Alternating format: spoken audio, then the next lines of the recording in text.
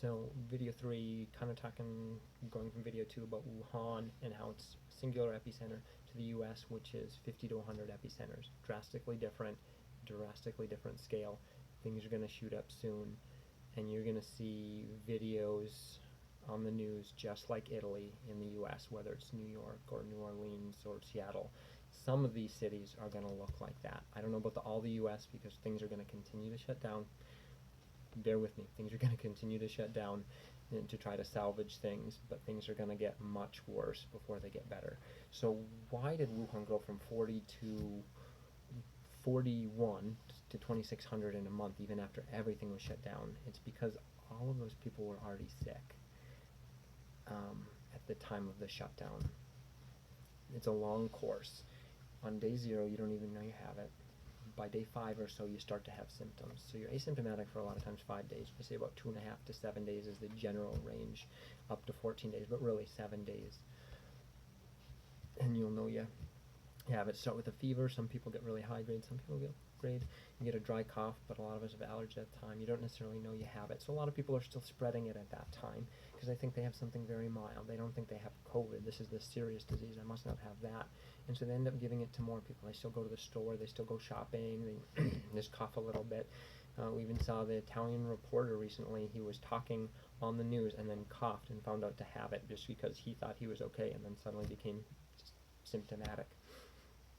And so you get it at 5 days, you realize you have the symptoms, but you don't really get short of breath dyspneic until 7 days into illness, and that's when a lot of times people seek doctor's help, and that's when you would need to see a doctor too. Either it's sustained fevers for beyond 2 or 3 days, because most of us don't get fevers beyond that with a virus anymore, or if you're starting to get short of breath.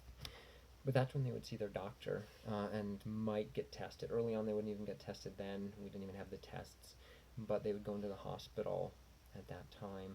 Many recover then in the hospital. Majority who still go into the hospital recover, but those who don't end up going to the ICU and then would be there for a week, week and a half, and then eventually pass away on day 20 to 23 from initial infection.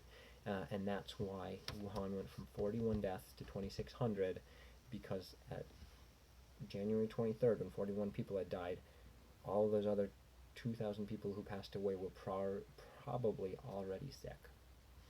And that's why it's so important to look at our numbers. We're up to 300. Remember, they were 41. They did a full regional lockdown. We're at 300, and we're doing, okay, now restaurants are closed. We can do pickup. Menards is still open. Home Depot's still open. Target's still open. All of our stores, like so many of them, we're still milling around. We're trying to stay 6 feet away, but we're handing the cashier our credit card. We're hugging our friends. Some of them are still going for walks a lot. We're doing a lot of things that we're not quite doing what they did in China. And so when they went 65-fold over 4 weeks with a complete lockdown, we're going to do a lot more than that, even though we've started to shut things down. That's why the government knows. They haven't let you fully know yet, but they're going to continue to shut stuff down. They have to. It's the only way that we're going to keep this from being an absolute catastrophe. And so you wonder, like, 300, that's not so bad. We don't have so many cases or so many deaths right now. 300 deaths in a week. We're quadrupling right now. If you look back at our trends, 20% a day increase in deaths is quadrupling every week. We're going to go from 300. Look next Saturday. If you're wondering if this is real or not, look next Saturday. I guess about 1,200 deaths. Maybe 1,000, maybe 1,400, but probably about 1,200. So remember that next Saturday, March 28th. Look if you're skeptical. I think it's really important that that kind of could be an eye-opener to you if you are skeptical. If you're not, don't look. You don't need to be more scared than you are. I just want to make you aware. So 2 weeks from now, though, it can jump from 4 more fold. So 1,000 to 4,000, or 1,200 to 5,000. I would say 3,000 to 6,000. It starts to get, the more you estimate further and further out, it's just a broader range. But I would say 3,000 to 6,000 in 2 weeks. And you say, oh, well, we lock things down. We're not going to see that. That's what China did too. You don't see any of the benefits if you're locked down for 2 to 3 weeks. So we're going to get to 5,000 deaths before we even start to see any benefit. And remember, China then, with complete lockdown, still on week 3, still doubled the amount of deaths, and still 1.5 times the week after that. So if we go from 5,000 to 10,000 to 15 to 20,000 by the end of that month, That's best case scenario, and that's shutting down the whole country like China did, and we're not doing that. We're easily clearing 20,000 within a month. We're talking 50 to 100,000. So that's why I think it's so important that we understand we're not Hubei, we're not Wuhan, we're not doing things like they did it, and yet we're already so much past that. Look at Italy. Italy is going up by 20% deaths every day, and they shut, let me quick look, they shut the whole region down. I do a ton of Excel spreadsheets, I'm a nerd. All Italian schools closed on the 5th of March. 5th of March. 12 days before all of ours did. They did a Lombardy quarantine on the 8th, a national quarantine on the 9th, and they are still going up 20 to 30% every day.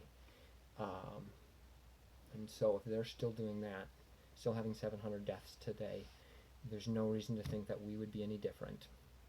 If Italy went up 8-fold for a while because they meet in the piazzas, they meet all around, they talk a lot. So this one was a lot more depressing, but I really needed to impress the severity of it. So the next one will hopefully tell you what we can do and to maybe make things better. But to try and cheer you up a little bit before that, I just want to offer a few videos. I did print out some kittens for those of you who are kittens people. For those of you who are puppy people, I got puppies. Color photo. I don't like to waste too much color ink. And I do have my son over here, but I'm going to actually try to avoid him, putting him in a video. I thought about it at first, but that might be poor form. So hopefully that wasn't too depressing. Listen to the next video because we still have a way to avoiding millions of deaths. We're probably not going to avoid 50,000 to 100,000 deaths. Like, we're beyond that point. Now it's about trying not to have millions of deaths. Okay? Bear with me.